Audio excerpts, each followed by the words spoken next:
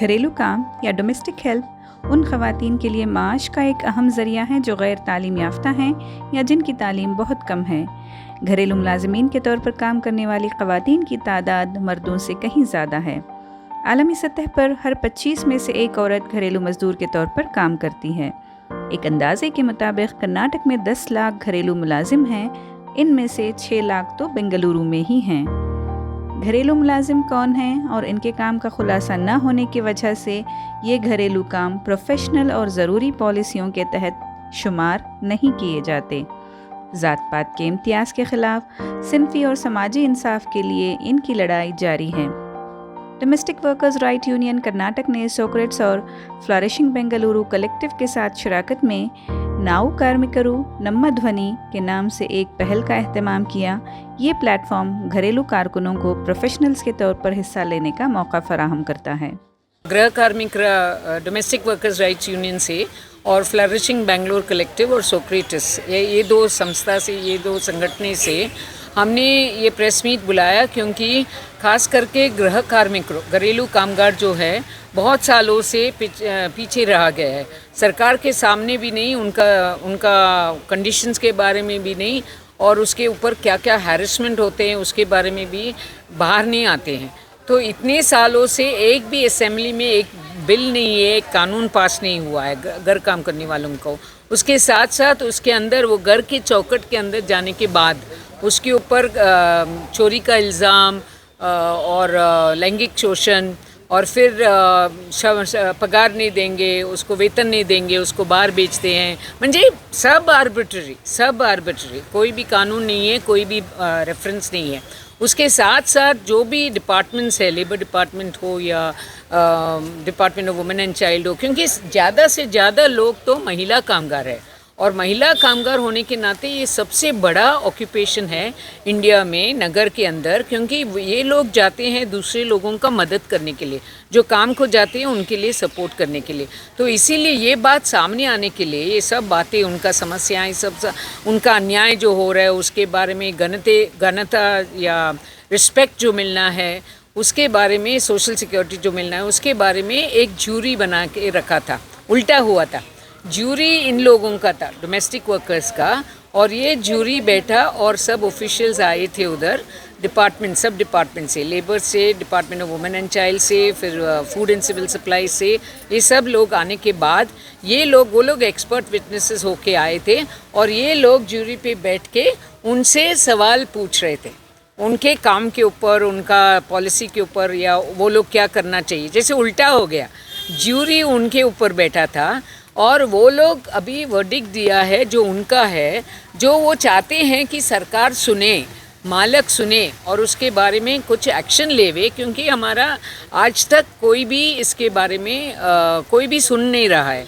बहुत बार हम लोग गए हैं। मेन कारण ये पंजीकरण करने के लिए, रजिस्ट्रेशन की बात से, क्योंकि रजिस्ट्रेशन होके उनको गुलाम जैसे नहीं देखेंगे, उनको कामगार जैसे दिखना है, और इसीलिए कामगार का हक है उनको। वो बात सामने लेके आने के लिए ज्यूरी का वर्डिक्ट आज रिलीज हुआ है। ಜಾತಿ ಭೇದ ಭಾವ ಮಾಡ್ತಾರೆ ಆಯ್ತಾ, ಜಾತಿ ಬೇರೆ ಜಾತಿಯವರಾದರೆ ಮನೆ ಒಳಗಡೆ ಕಿಚನ್ ಒಳಗಡೆ ಅಲೌಡ್ ಇಲ್ಲ ಆಯ್ತಾ, ಅವ್ರ ಕಿಚನ್ ಒಳಗಡೆ ಅವ್ರ ದೇವ್ರ ಮನೆ ಒಳಗಡೆ ಬಿಡಲ್ಲ, ಅವರು ಬಾತ್ರೂಮಲ್ಲಿ ತೊಗೊಬಂದು ಪಾತ್ರೆ ಇಡ್ತಾರೆ ವಾಶ್ ಮಾಡೋಕ್ಕೆ, ಕಿಚನ್ ಸಿಂಕಲ್ಲಿ ಹಾಕಲ್ಲ, ಬಾತ್ರೂಮ್ ಒಳಗಡೆ ತೊಗೊಬಂದಿರ್ತಾರೆ, ಬಾತ್ರೂಮ್ ತೊಳೆಯೋರು ನಾವು ಬಾತ್ರೂಮಲ್ಲೇ ಪಾತ್ರೆ ವಾಶ್ ಮಾಡಬೇಕು, ಮನೆಯೆಲ್ಲ ಕ್ಲೀನ್ ಮಾಡಬೇಕು, ಕ್ಲೀನ್ ಮಾಡಿ ರಿಟರ್ನ್ ಮನೆ ಒಳಗಡೆ ಹೋಗಂಗಿಲ್ಲ, ವಾಪಸ್ ಬರಬೇಕು, ಒಂದು ಲೋಟ ನೀರು ಮುಗ್ಸೋ ಕೊಡಲ್ಲ, ಅದನ್ನು ಮಾಡ್ತಾರೆ। ಜಾತಿ ತಾರತಮ್ಯ ತುಂಬ ಮಾಡ್ತಾರೆ ಮನೆ ಕೆಲಸದಲ್ಲಿ, ಒಂದು ಲೋಟ ನೀರು ಮುಗ್ಸೋ ಕೊಡಲ್ಲ, ಅವರು ಏನು ಇದು ಮಾಡಲ್ಲ। ಅದು ಅಲ್ದಿರ ಇದು ಇನ್ನೊಂದು ಸೆಕ್ಸ್ ಹರಾಸ್ಮೆಂಟು,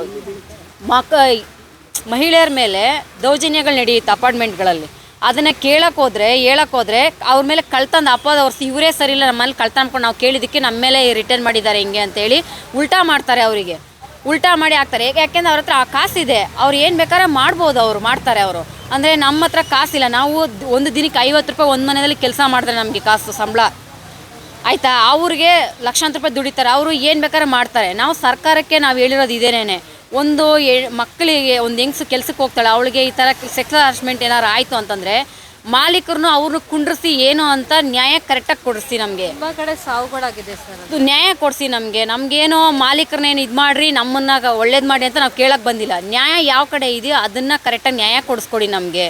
ಒಂದು ಕೆಲಸದ ಮನೆಯಲ್ಲಿ ಒಂದು ಸಂಬಳ ಕೊಟ್ಟಿಲ್ಲ ಅಂತಂದರೆ ಸಂಬಳ ಕೇಳಕ್ಕೆ ಹೋದ್ರೆ ಜಾಸ್ತಿ ಏನೋ ಕೇಳಕ್ಕೆ ಹೋದರೆ ಇವ್ರು ಕಳ್ತನ ಮಾಡಿದ್ರು ಅಂತ ಆರೋಪ ಹೊರಿಸಿ ಅವ್ರು ಆಚೆ ಕಡೆ ಹಾಕ್ತಾರೆ. ಬಿಲ್ಡಿಂಗ್ ಒಳಗಡೆ ಅಲೌಡ್ ಮಾಡೋಕ್ಕೆ ಬಿಡಲ್ಲ. ಅದೆಲ್ಲ ಯಾಕೆ ಮಾಡ್ತೀರಿ? ನಿಮ್ಮ ಕೈಯಲ್ಲಿ ಕೊಡೋಕ್ಕಾಗಿಲ್ವಾ? ನೀವು ಕೊಡೋಕ್ಕಾಗಿಲ್ಲ ಅಮ್ಮ, ನನ್ನ ಕೈಯಲ್ಲಿ ಸಂಬಳ ಇಲ್ಲ ಅಂತ ಹೇಳ್ಬಿಟ್ಟು ವಾಪಸ್ ಬಂದುಬಿಡ್ತಾರೆ. ಈಗ ನಾವು ತುಂಬ ವರ್ಷದಿಂದನೇ ಕೆಲಸಗಳು ಚಿಕ್ಕ ವಯಸ್ಸಿಂದನೇ ಮಾಡ್ತಾ ಇದ್ದೀವಿ. ಅಂದರೆ ಇವಾಗ ಮನೆ ಕೆಲಸ ಮಾಡೋರನ್ನ ಯಾರು ಮಾಲೀಕರು ಅವ್ರನ್ನ ಒಂದು ಗೌರವದಿಂದ ನೋಡಲ್ಲ. ಮನೆ ಕೆಲಸ ಮಾಡೋರು ಅವ್ರು ಕೀಳಾಗೇ ಇರ್ತಾರೆ. ಇವಾಗ ಏನಾದರೂ ಒಂದು ಹಬ್ಬ ಹರಿದಿನ ಬಂದರೆ ನಮ್ಮನೆ ಹಬ್ಬ ಬಿಟ್ಬಿಟ್ಟು ಅವ್ರ ಮನೇಲಿ ಹೋಗಿ ನಾವು ಕೆಲಸ ಎಲ್ಲ ಮಾಡ್ಕೊಂಬರ್ಬೇಕು. ಅವತ್ತೇನಾದರೂ ನಮ್ಮ ಮನೇಲೂ ಹಬ್ಬ ಇದೆಮ್ಮ ನಾವು ಹೋಗ್ತೀವಿ ಅಂತಂದರೆ ನಮಗೆ ಹಬ್ಬ ಇಲ್ವಾ, ನಮ್ಮನೆ ಕೆಲಸ ಮಾಡಿ ಅಂತ ಹೇಳ್ತಾರೆ. ಸೊ ಒಂದು ದಿನವೂ ನಮಗೆ ಲೀವ್ ಕೊಡೋದಿಲ್ಲ. ಒಂದು ಮೈ ಹುಷಾರಿಲ್ಲ ಅಂದ್ರೇನೂ ಇಲ್ಲ, ಫೋನ್ ಮಾಡಿ ಹೇಳಬೇಕು, ಇಲ್ಲದೇ ಇದ್ದರೆ ಆಗೋದಿಲ್ಲ ಅಂತೆಲ್ಲ ಹೇಳ್ತಾರೆ. ಬಟ್ ಏನೋ ಫೋನ್ ಇರೋರು ಮಾಡ್ತಾರೆ, ಇಲ್ಲದೇ ಇರೋರು ಹೆಂಗೆ ಮಾಡಿ ಹೇಳೋಕ್ಕಾಗತ್ತೆ? ಮತ್ತು ಅದೇ ಥರ ಇವಾಗ ಮನೆ ಕೆಲಸ ಮಾಡೋಕ್ಕೆ ಹೋಗ್ತಾರೆ, ಅಲ್ಲಿ ಬಾತ್ರೂಮ್ ಎಲ್ಲ ತೊಳಿತಾರೆ. ಆದರೆ ತೊಳೆದ್ಬಿಟ್ಟು ಆಚೆ ಬರಬೇಕು, ಅವರು ಆ ಬಾತ್ರೂಮ್ನ ಯೂಸ್ ಮಾಡೋಂಗಿಲ್ಲ. ಸೊ ಆಚೆ ಅಪಾರ್ಟ್ಮೆಂಟ್ಗಳೆಲ್ಲ ಇದ್ದರೆ ಕಟ್ಟಿಟ್ಟಿರ್ತಾರೆ ಬೇರೆ ಮನೆ ಕೆಲಸ ಮಾಡೋರಿಗೆ ಅಂತ, ಅಲ್ಲಿ ಹೋಗ್ಬೋದು. ಇವಾಗ ಇಂಡಿವಿಜುವಲ್ ಹೌಸಲ್ಲಿ ಎಲ್ಲಿ ಹೋಗಿ ಮಾಡೋಕ್ಕಾಗತ್ತೆ? ಅದೇ ಥರ ಲೇಡೀಸ್ದು ಪೀರಿಯಡ್ಸ್ ಟೈಮಲ್ಲೆಲ್ಲ ಎಷ್ಟು ಪ್ರಾಬ್ಲಮ್ ಆಗುತ್ತೆ, ಅದನ್ನು ಯಾರೂ ಯೋಚನೆ ಮಾಡಲ್ಲ. ಮತ್ತು ಲೇಡೀಸು ಪ್ರೆಗ್ನೆನ್ಸಿ ಆದಾಗ ಅವ್ರಿಗೇನಾದರೂ ಹೆಲ್ಪ್ ಮಾಡೋ ಅಂಥ ಇದನ್ನು ಮನಸ್ಸು ಇರಲ್ಲ ಯಾರಿಗೇನು. ಸೊ ಅದನ್ನು ಇವಾಗ ಸರ್ಕಾರದಲ್ಲಿ ನಾವು ಕೇಳೋದು ಅದೇ, ಇವಾಗ ಮನೆ ಕೆಲಸ ಮಾಡೋ ಲೇಡೀಸ್ಗಳು ಪ್ರೆಗ್ನೆನ್ಸಿ ಆದರೆ ಅವ್ರಿಗೇನಾದರೂ ಹೆಲ್ಪ್ ಆಗೋ ಥರ ಮಾಡಿ, ಇನ್ಸೂರೆನ್ಸ್ ಮಾಡಿಕೊಡಿ, ಹೆಲ್ತ್ ಇನ್ಸೂರೆನ್ಸ್ ಏನಾದರೂ. ತುಂಬಾ ಡಿಸ್ಕ್ರಿಮಿನೇಷನ್ ಆಗ್ತದೆ, ಒಂಥರ ಬೇರೆ ಭೇದ ಭಾವ ತುಂಬಾನೇ ಮಾಡ್ತಾರೆ. ಈಗ ಏನೋ ಟೀ ಕೊಡಬೇಕಾದ್ರೆ ನಮಗೆ ಅಂತ ಬೇರೆ ಲೋಟ ತೆಗೆದಿಡ್ತಾರೆ, ತಿಂಡಿಗೆ ತಟ್ಟೆ ಬೇರೆ ಇಡ್ತಾರೆ. ಯಾಕೆ? ನಾವೇ ತಾನೇ ತೊಳಿತೀವಿ, ನಾವೇ ತಾನೇ ಕ್ಲೀನ್ ಮಾಡ್ತೀವಿ, ಅದನ್ನೆಲ್ಲ ನೀವು ಯೂಸ್ ಮಾಡುವಾಗ ನಮಗೆ ಅಂತ ಬೇರೆ ಇಟ್ಟರೆ ಅದು ಯಾವ ಥರದ ನ್ಯಾಯ? ಇವಾಗ ನಾವು ಕೆಲಸ ಮಾಡೋಕ್ಕೆ ಬರಲಿಲ್ಲ ಅಂದರೆ ನೀವು ಹೋಗಿ ಆಚೆ ದುಡಿಯೋಕ್ಕಾಗತ್ತಾ? ಯಾವ ಥರ ಜಾತಿ? ಇವಾಗ ಬ್ರಾಹ್ಮಿನ್ಸ್ ಎಲ್ಲ ಅವ್ರ ಜಾತಿ ಅವ್ರನ್ನೇ ಹುಡುಕ್ತಾರೆ, ಬೇರೆ ಜಾತಿಯವ್ರು ಅಂದರೆ ಬೇಡ ಅಂತ ಹೇಳ್ತಾರೆ. ಜಾತಿ ಭೇದ ಭಾವ ಮಾಡ್ತಾರೆ. ಜಾಯಿಂಟ್ ಏಜೆನ್ಸಿ ಮುಖಾಂತರ ಹೋದರೆ ಅವರು ಒಳ್ಳೆ ಸಂಬಳ ಕೊಡೋದು ಬಗ್ಗೆ ಮಾತಾಡ್ತಾರೆ, ಮತ್ತು ಅವ್ರು ಚೆನ್ನಾಗಿ ನೋಡ್ಕೋತಾ ಇದ್ದಾರಾ. ರಿಜಿಸ್ಟ್ರ್ ಮಾಡಬೇಕು ಮೇಯ್ನು.